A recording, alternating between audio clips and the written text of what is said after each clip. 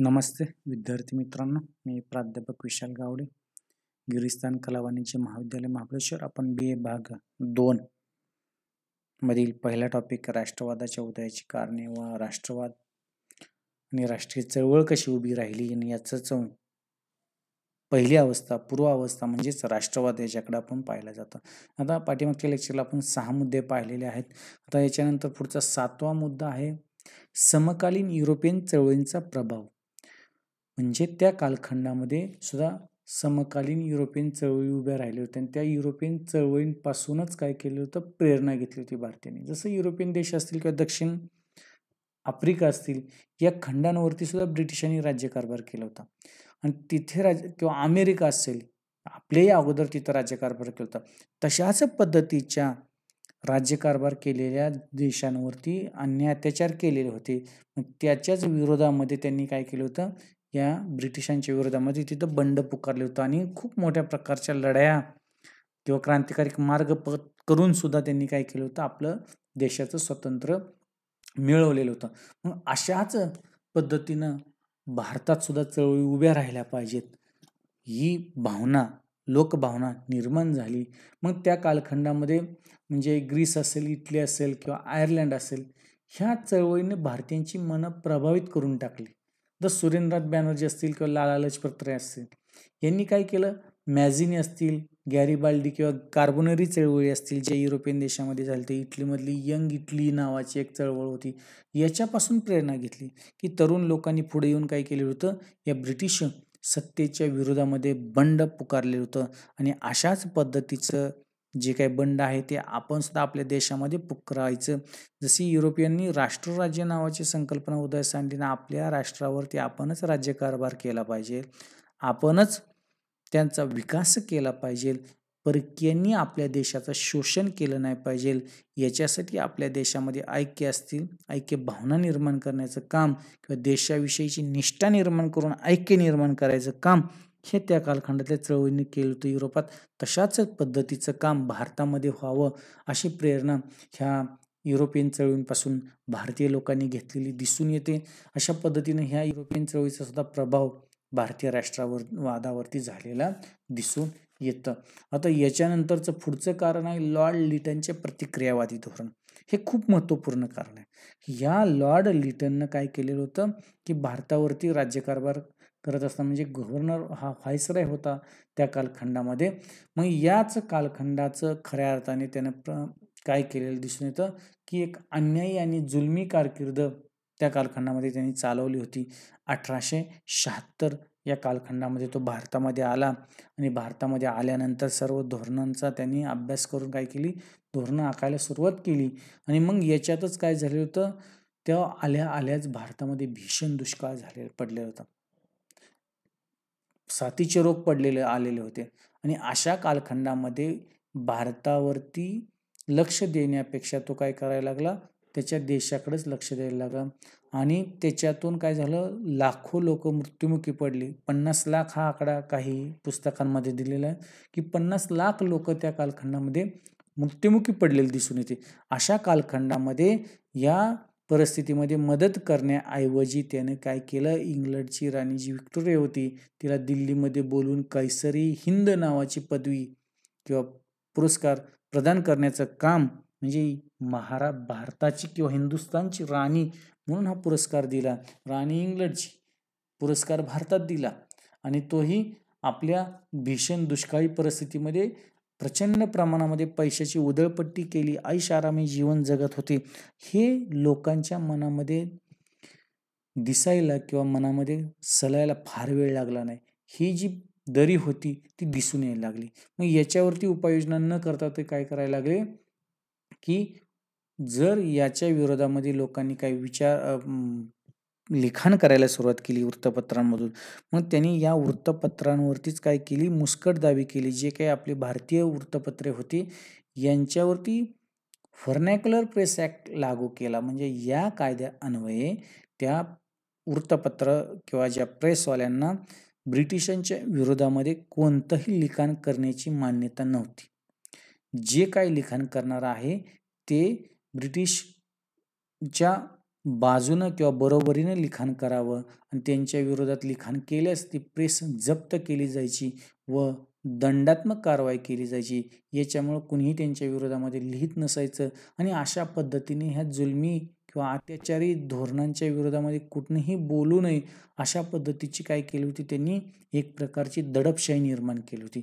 या दडपशाहीचाच काय झालेलं होतं, पुढं उद्रेक झाला आणि लोकांना ही दरी दिसून यायला लागली. ब्रिटन असेल भारत, ब्रिटन भारतची जी दरी आहे ती दिसून यायला लागली. भारतीयांना वेगळे न्याय, ब्रिटन लोकांना वेगळे न्याय, युरोपियन लोकांना वेगळे न्याय, हे असं का, हे अशा पद्धतीने असं दिसून यायला लागले. त्याचे खूप वादग्रस्त निर्णय दिसून येतात. याच्यानंतरचा त्यानं पुढचा निर्णय घेतला की ICS परीक्षेची वयोमर्यादामध्ये काय केली त्यांनी, वयोमर्यादा कमी केली. म्हणजे पूर्वी 21 ही वयोमर्यादा होती. ICS म्हणजे जशी की आत्ताच्या कालखंडातली IAS परीक्षा जी UPSC कंडक्ट करतं.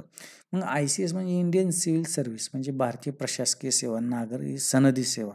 आता त्याला IAS म्हटलं जातं की इंडियन ॲडमिनिस्ट्रेशन सर्व्हिस. की त्या कालखंडामध्ये 21 वय, आज जसं आपल्याला 35 वयापर्यंत असेल किंवा 40 वयापर्यंत काही लोक परीक्षा देऊ शकतात, तशा पद्धतीचं त्या कालखंडामध्ये बघा की 21 वय होतं. त्या वयोमर्यादेमध्ये त्यांनी काय केली, घट केली आणि 19 ही वयोमर्यादा केलेली दिसून येते. अशामुळे काय झालं की भारतीय लोकांना वेगळे न्याय आणि इतर लोकांना वेगळे न्याय ही दरी वाढतच चालली होती आणि याचमुळे भारतीय राष्ट्रवादामुळे यामुळे भारतीय लोकांच्या मनामध्ये असंतोष निर्माण झाला आणि राष्ट्रवाद उदयास यायला फार वेळ लागलेला दिसून येत नाही. अशा पद्धतीनं ही लॉर्ड लिटनची अन्यायी जी काही कारभार होता तो लोकांना दिसून यायला लागला. आता याच्या पुढचं जो कारण आहे इल्बर्ट बिल व वंशवाद. आता हे इल्बर्ट बिल काय आहे त्याचा आढावा तुम्हाला मी थोडक्यात सांगतो. इल्बर्ट बिल हे त्या कालखंडातलं भारतीय जिल्हा व सत्र न्यायाधीशांना युरोपियन न्यायाधीशांप्रमाणेच अधिकार देणारे एक विधेयक इल्बर्ट नावाच्या व्यक्तीनं मांडलं, म्हणून त्याला इल्बर्ट बिल असं म्हटलं जायचं. मग जसं की त्या कालखंडामध्ये युरोपियन लोकांना न्याय वेगळे, भारतीय लोकांना न्याय वेगळे, युरोपियन न्यायाधीशांना अधिकार वेगळे, भारतीय न्यायाधीशांना अधिकार वेगळे. मग त्याच कालखंडामध्ये जिल्हा व सत्र न्यायाधीशांना युरोपियन न्यायाधीशांप्रमाणेच अधिकार द्यावेत असं त्या इल्बर्ट बिलामध्ये मांडलेलं दिसून येतं. याच्या विरोधामध्ये काय केलं, युरोपियन न्यायाधीशांनी फार मोठ्या प्रमाणामध्ये त्रागा केला आणि ते बिल किंवा ते विधेयक माघारी घ्यायला लावलं. अशा पद्धतीने हे वादग्रस्त बिल ठरलं आणि याच्यातूनच काय झालेलं होतं की एक प्रकारचा भेदभाव दिसून यायला लागला. उच्च नीच असेल, काळे गोरे असतील, असा भेदभाव दिसून यायला लागला. मग याच्याही पुढची जी हद्द त्यांनी पार केली की स्वतःला ते राज्यकर्ती जमात समजायला लागले. म्हणजे अशा रानटी मागासलेल्या लोकांवरती राज्य करण्यासाठी आम्हा उच्चवर्णीय लोकांना, म्हणजे ब्रिटन हा उच्चवर्णीय आणि खूप पुढारलेला देश म्हणून आम्हाला त्यांनी जगावरती राज्य करायला सांगितलेले, देवानी आम्हाला पाठवलेलं आहे तुमच्यासारख्या अज्ञानी लोकांवरती राज्यकारभार करायसाठी. मग अशा पद्धतीनं या विरोधामध्ये काय झालं होतं, खूप मोठ्या प्रमाणामध्ये लोकांमध्ये असंतोष निर्माण झाला आणि ब्रिटिश सत्तेचं खरं जे शोषक रूप आहे ते लोकांपुढं यायला फार वेळ लागला नाही. अशामुळं काय झालं होतं, हीच खऱ्या अर्थाने दरी, हाच भेदभाव आणि याच भेदभावाच्या विरोधामध्ये लढण्यासाठी राष्ट्रवादाची एक चळवळ पुढे आलेली दिसून येते. याच्यानंतर पुढचं कारण आहे की मध्यमवर्गीय बुद्धिजीवींचा उदय. आता त्या कालखंडामध्ये जे इंग्रजी शिक्षणाचा प्रचार प्रसार चालू झालेला होता, भारतामध्ये इंग्रजी शिक्षण व्यवस्था सुरू केलेली होती आणि हीच इंग्रजी शिक्षण व्यवस्था घेऊन त्या कालखंडातला एक वर्ग उदयास आलेला होता, त्यालाच मध्यमवर्गीय म्हटलं जातं. या मध्यमवर्गीयांनी युरोपियन चळवळींचा अभ्यास केला, युरोपियन तत्त्वज्ञानाचा, युरोपियन संस्कृतीचा अभ्यास केला आणि आपण किती मागासलेले आहोत याची जाणीव त्यांनी स्वतःला झाल्यानंतर बदलण्यासाठी त्यांनी काय केलं होतं, भारतीयांना हाक दिली, भारतीय लोकांचं प्रबोधन केलं आणि त्यांना काय केलं होतं की अशा पद्धतीचं इतर देशांसारखंच आपण सुद्धा विकसित होऊ, पुढारलेलं होऊ, ही स्वप्न दाखवायचं काम या बुद्धिजीवी वर्गानं केलेलं दिसून येतं. आता याच्या पुढचं कारण आहे सामाजिक व धार्मिक चळवळी. आता त्या कालखंडामध्ये सामाजिक आणि धार्मिक चळवळी सुद्धा मोठ्या प्रमाणामध्ये उभ्या राहिलेल्या दिसून येतात. आता याच्यामध्ये सामाजिक चळवळी म्हणजे काय, की ज्या समाज सुधारकांनी निर्माण केलेल्या होत्या त्या कालखंडामध्ये राजाराम मोहन रायांपासून असतील किंवा महाराष्ट्रातले बाबासाहेब आंबेडकरांपर्यंतच्या चळवळी चालत आल्या असतील किंवा महात्मा फुले असतील, तर त्या कालखंडामध्ये ब्राह्मो समाज असेल, प्रार्थना समाज असेल, आर्य समाज असेल, रामकृष्ण मिशन असेल, या सर्व संघटनांनी काय केलं, की आपल्या आर्थिक शोषणापाठीमागं आपली सामाजिक मागासलेपणा दडलेला आहे.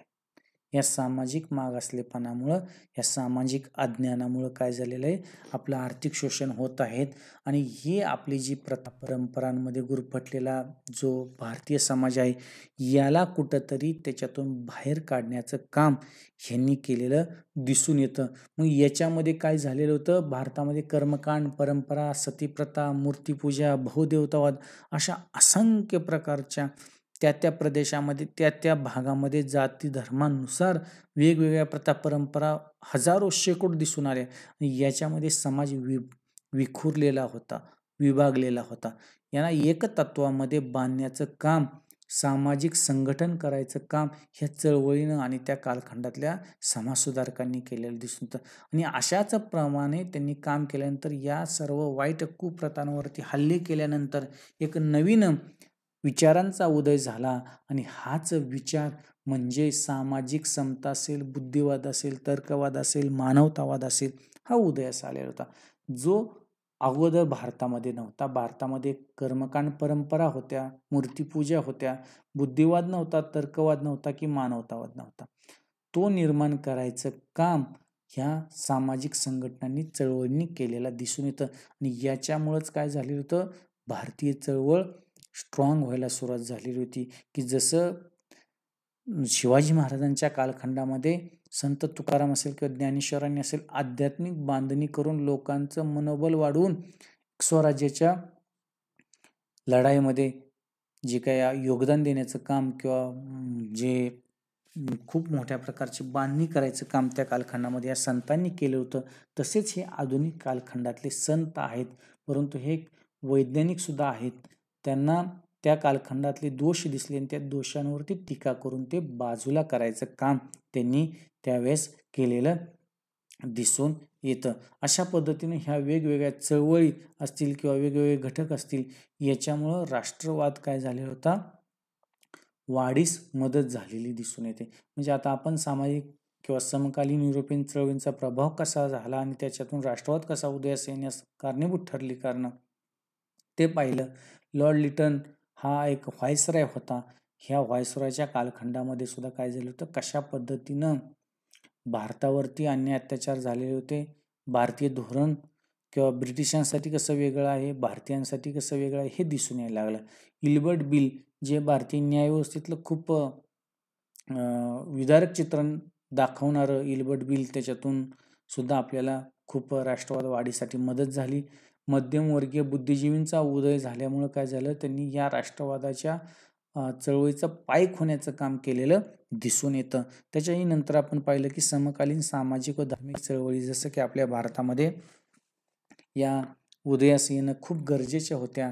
भारतीय लोकांचं मस्तिष्क सुधारवायचं काम, सामाजिक मस्तिष्क असेल किंवा धार्मिक मस्तिष्क असेल, हे सुधारवायचं काम ह्या चळवळीने केलेलं होतं.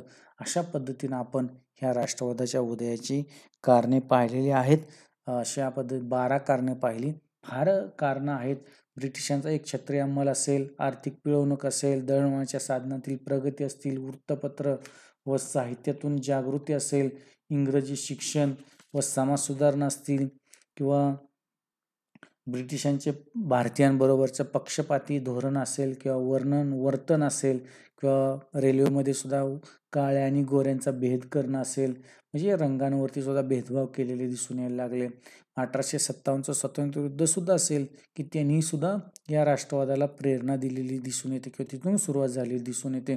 मग अशा पद्धतीनं विविध राजकीय संघटना असतील किंवा बॉम्बे असोसिएशन असेल, सार्वजनिक सभा असेल, बॉम्बे प्रेसिडेन्सी असोसिएशन असेल, याच सर्वांचं एकत्रीकरण करून राष्ट्रीय काँग्रेसची स्थापना झाली 1885 साली. अशा पद्धतीनं सर्व घटकांशी ब्रिटिशांचं धोरण हे अन्यायी होतं.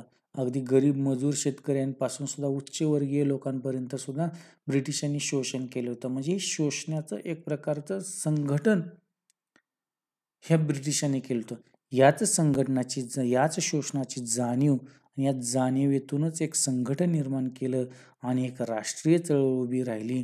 जी 1885ला राष्ट्रीय काँग्रेस सभा म्हणून जी पुढं आली आणि तिनंच जहाल मवाळ क्रांतिकारक किंवा गांधीयुग म्हणून एक प्रकारची वाटचाल केलेली दिसून येते. अशा पद्धतीनं ही राष्ट्रवादाची ची कारणे आपण पाहिलेली आहेत. जर कुणाला काही अडचण असेल तर निश्चितच त्याच्यावरती प्रश्न आपण विचारू शकता. त्याचं शंकेचं निरसन आपण निश्चित करायचा प्रयत्न करू.